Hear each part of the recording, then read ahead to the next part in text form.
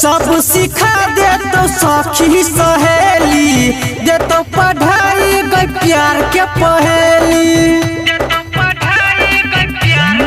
हाँ हाँ सब सिखा दे तो सखी सहेली दे तो पढ़ाई गई प्यार के पहेली। छौरा से पूछल तो तोहर हाल चाल है गए तोहर हाल चाल गे ढोर ककलाल गे बाजार छौरा कहल तो माल गे ढोर ककलाल गे गोर ककगाल गे हटिया बाजार छौरा कहल तो माल गे ढोर ककलाल गे गोर ककगाल गे हटिया बाजार छौरा कहल तो माल गे सुखीपुर बाजार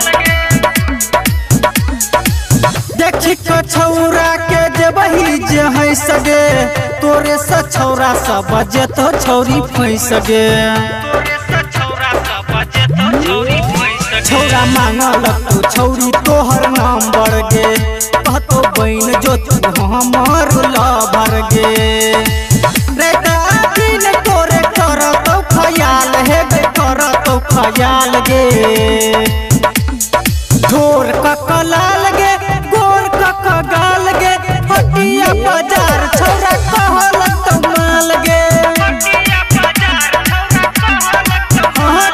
ढोर ककलाल गे गोर ककगाल गे हटिया बाजार छौरा कहल तो माल गे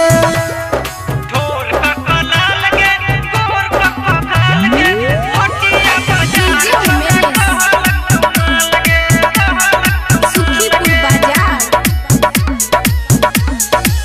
कान के बाली देखी यही के कजरा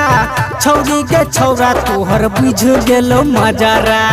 छौरी के छौरा तोहर बुझ गेलो मजारा छौरी तोहर जवानी गेलो खिली गे जे बही राइटर नयन समिली गे सिंगर तंदू तंचल भेलो बेहाल हे गई भेलै बेहाल गे ढोर ककलाल गे गोर ककगाल गे हटिया बाजार छौरा कहल तो माल गे